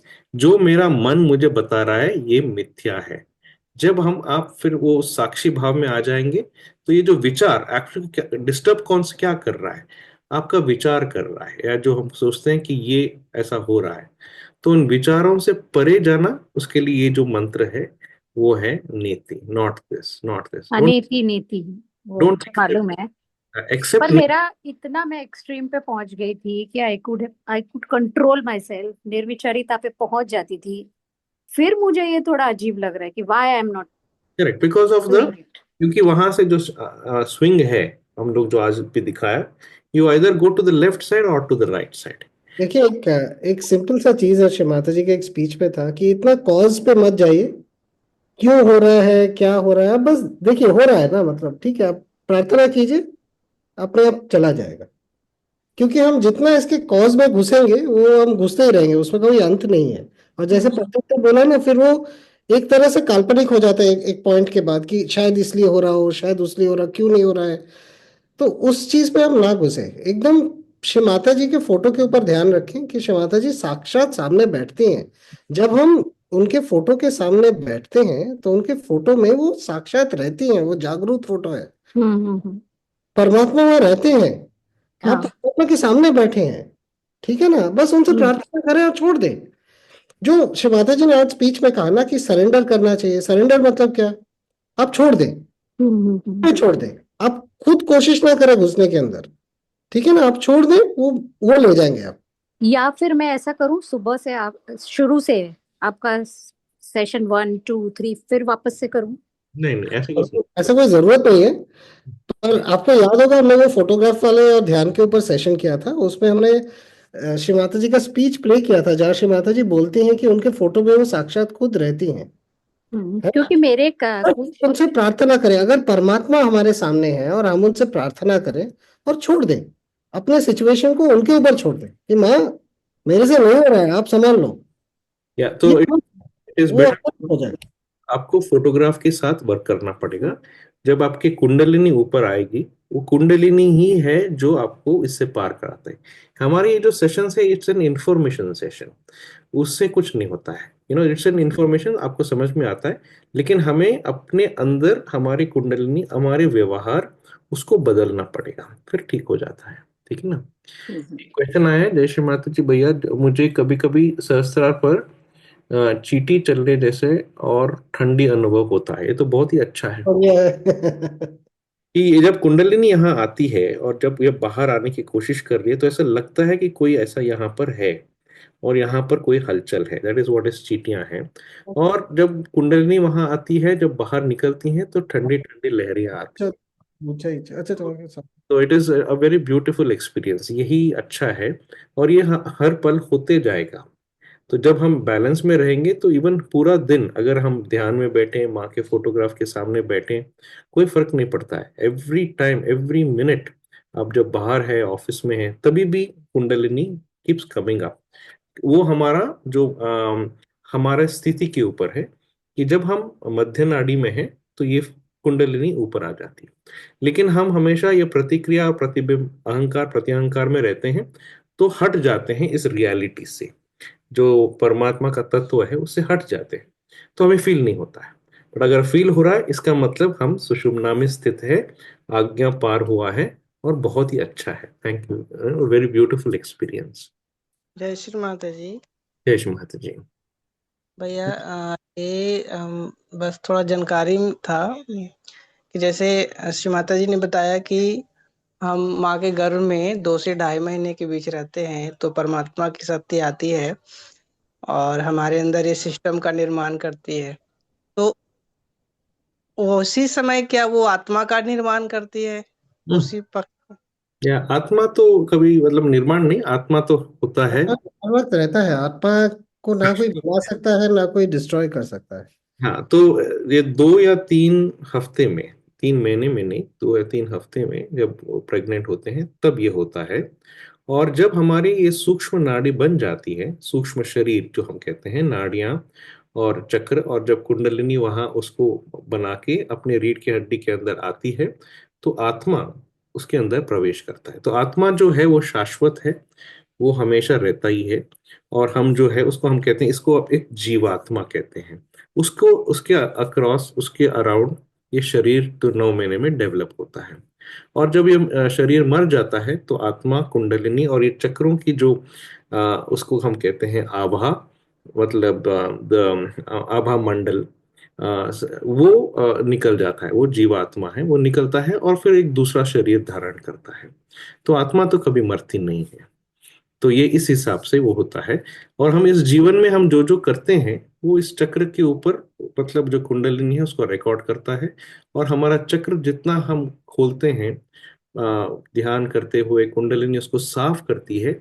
हम उस हिसाब से अगले जन्म लेते हैं, मतलब हमारा स्थिति।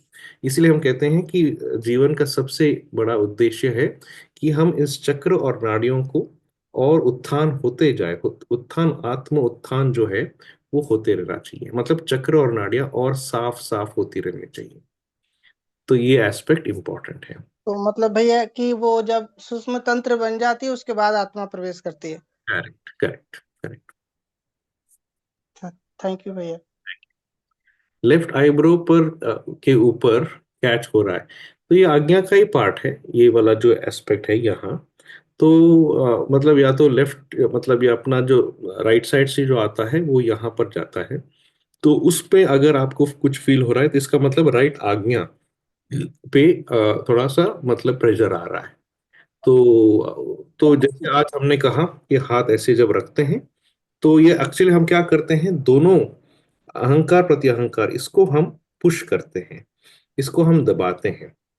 तो इसके लिए ये एस्पेक्ट इंपॉर्टेंट है। तो देखें कि क्या हमारे अंदर जो अहंकार की जो प्रवृत्ति है वो है, वो बहुत ज्यादा सबल हो रही है क्या, उसको हम थोड़ा सा ठीक करेंगे। और आज्ञा को जब कुंडलिनी यहाँ आती है उसको क्लियर करेंगे तो ये कम हो जाएगा। हाँ, आप कुछ बताना चाहते हैं? हाँ, नमस्ते सर। जय श्री माता जी। सर क्या बताऊं मैं, अब मैंने जॉब छोड़ दिया है, पहले मैं टीचर थी। मुझे मतलब अपने दिन याद आ जाते हैं, इतना बेजोड़ तरीके से आप लोग समझाते हैं कि कहीं कोई डाउट रहता ही नहीं है। मुझे बहुत ही अच्छा लगता है आप लोगों का सेशन। और इससे मतलब जैसे कुछ होता है जो कि मन में शंकाएं या कुछ, सब क्लियर हो जाता है।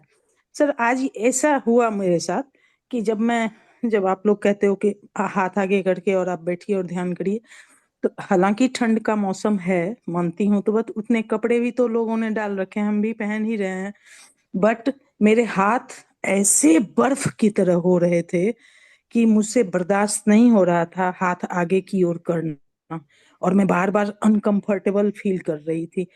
तो और कभी कभी ऐसे लग रहा था जैसे पूरे शरीर में वही ठंडी है, और फिर शरीर में चेंज हो रहा था, बॉडी में लग रहा था अब ठीक हूं, बट हाथ कंटिन्यूअस ठंडा।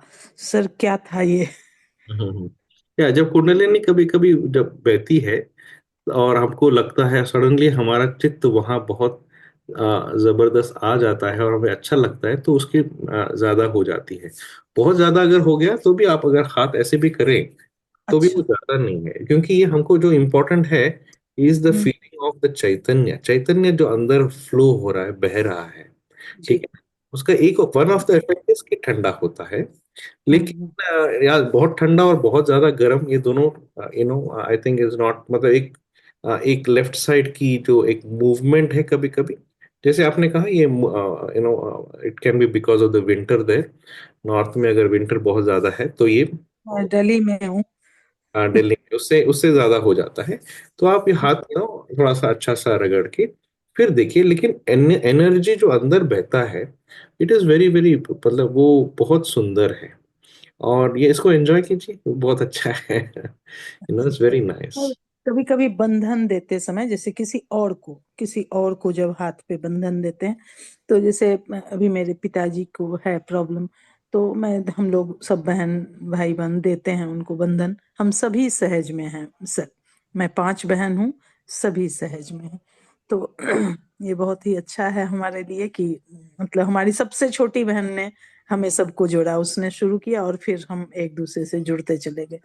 तो सर मैं जब पिताजी को पहले दिन जिस दिन दे रही थी, तो उस दिन मेरे हाथ में एकदम ठंडी लहर, ठंडापन महसूस हुआ मुझे। लेकिन किसी किसी दिन सर जैसे लगता है उंगलियां जल रही हों, एक गर्माहट। तो सर इसको क्या समझें, सही क्या तो प्रॉब्लम? मतलब अगर अच्छा ठंडा है तो बहुत अच्छा हो रहा है। बट अगर कहीं कौन सा चक्र पे आपका मतलब आपको फील हो रहा है वो चेक करिए, और शायद उस चक्र में उनको प्रॉब्लम हो सकता है, उसको क्लियर करेंगे तो वो हो जाएगा। तो कुंडलिनी अच्छा। जब वहां आती है तो वो हम्म। बताती है कि इस चक्र में कुछ प्रॉब्लम रहेगा उस टाइम उस समय पे, तो उसको जब क्लियर करते हैं वो तो ठीक हो जाता है।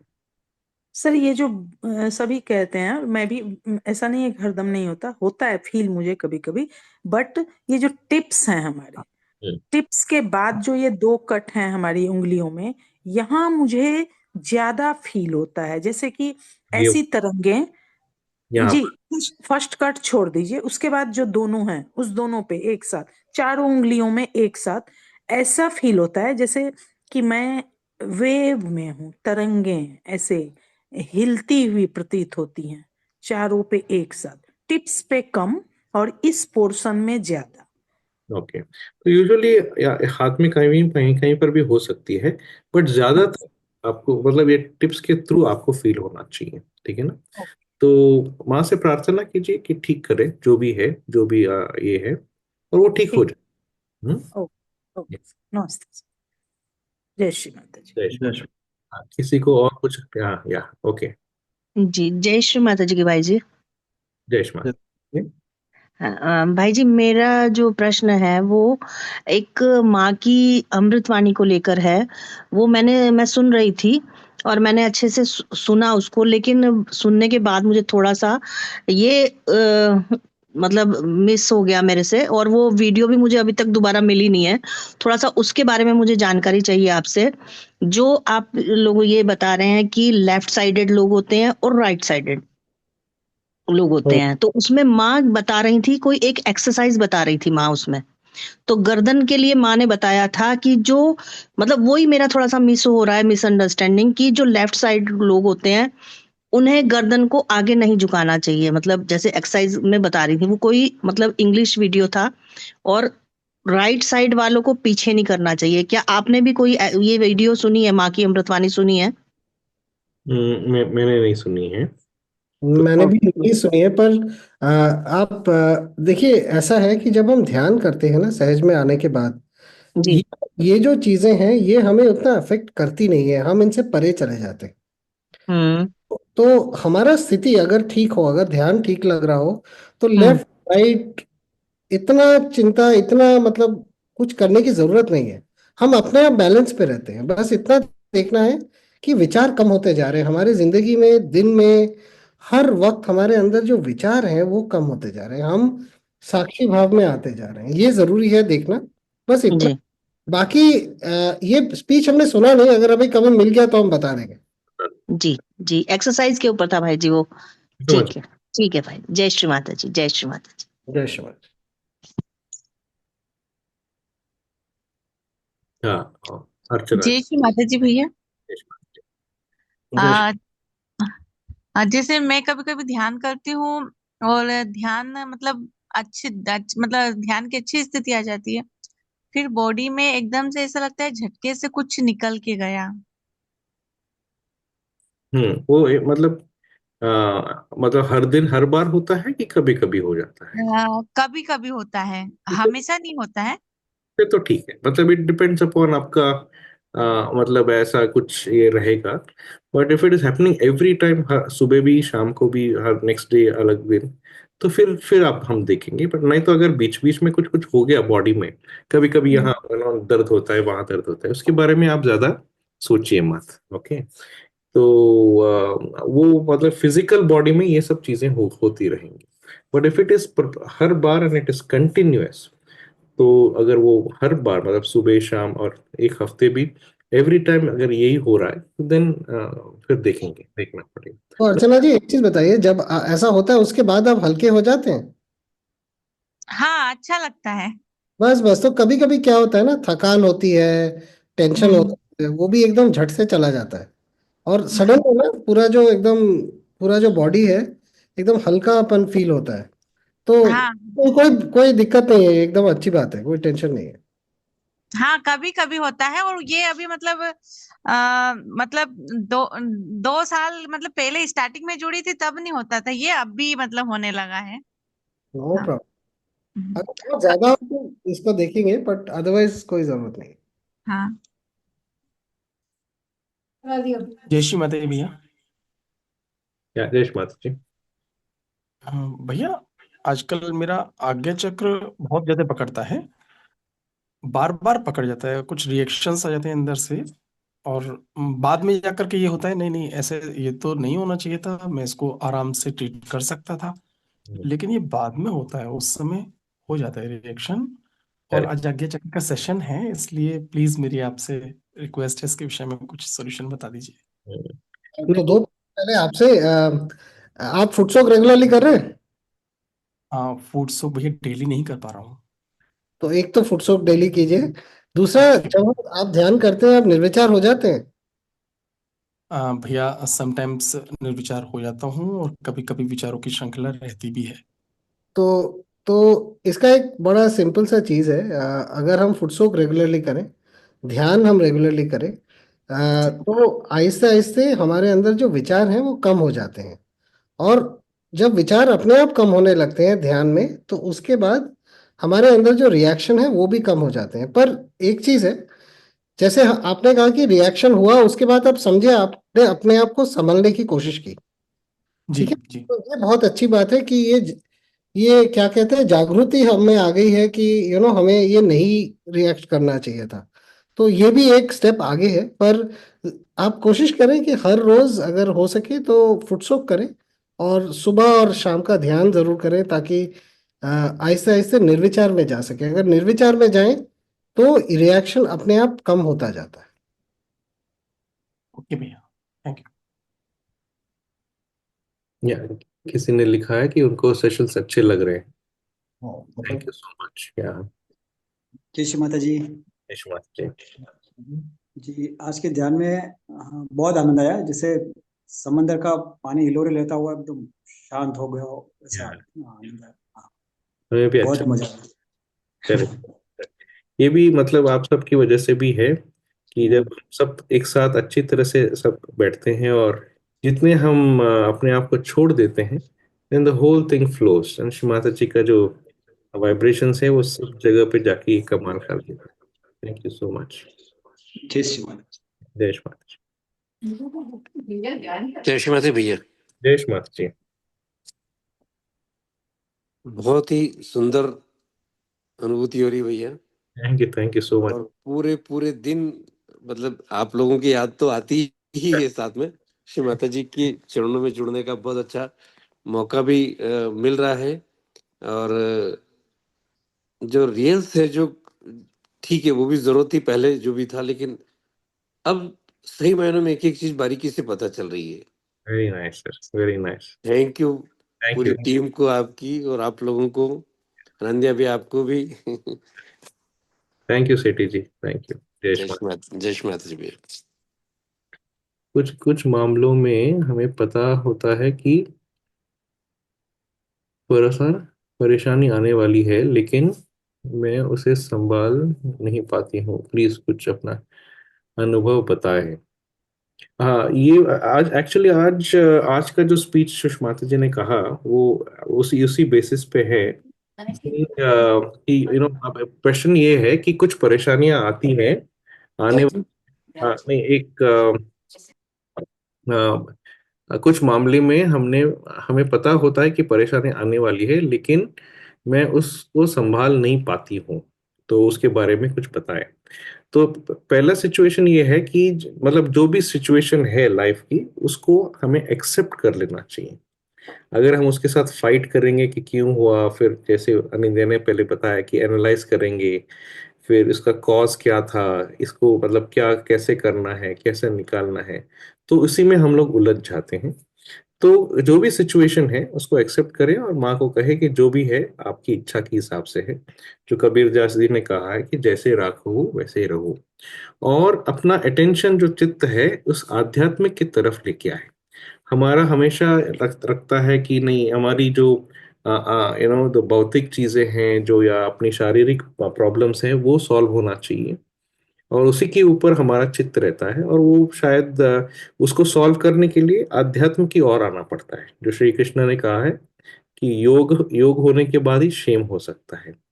तो तो हम उसी में वही परेशानी और क्यों आ रहा है, कहाँ से आ रहा है, उसके ऊपर हम कंसंट्रेट कर रहे हैं। बट हमारा कंसंट्रेशन होना चाहिए कि अपने अंदर जब चक्रों और उससे जब कुंडलिनी हमें पार कराती है, तो automatically as a by product धीरे धीरे बाकी का सब चीजें निकल जाती है। लेकिन हमारा ये रहता है कि पहले वो परेशानी निकालें, उसके बाद हम ये करेंगे। और परमात्मा आई थिंक हमको कह रहे हैं कि पहले आप यहाँ आओ, फिर आपकी परेशानी निकालेंगे। तो वो प्रायोरिटी जो है वो हमें सेट होना चाहिए। वो सेट हो गया तो ऑटोमेटिकली ये परेशानियां और हमारी जो उसके ऊपर जो हम उसके ऊपर बहुत ज्यादा विचार करते हैं वो कम हो जाएगा।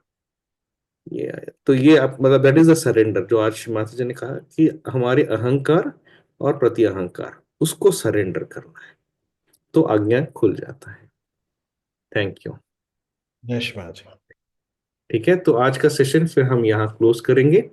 और शायद ट्यूसडे हमारा सेशन नहीं हो पाएगा, हम लोग वेडनेसडे करेंगे। मैं थोड़ा सा बाहर जा रहा हूँ, तो वेडनेसडे हम लोग जो चक्र सहस्त्रार का है, अगेन वेरी वेरी इंपॉर्टेंट। हर चक्र का खासियत बहुत बहुत इंपॉर्टेंस है, हर चक्र, स्पेशली सहस्त्रार, क्योंकि वो हमारा डेस्टिनेशन है।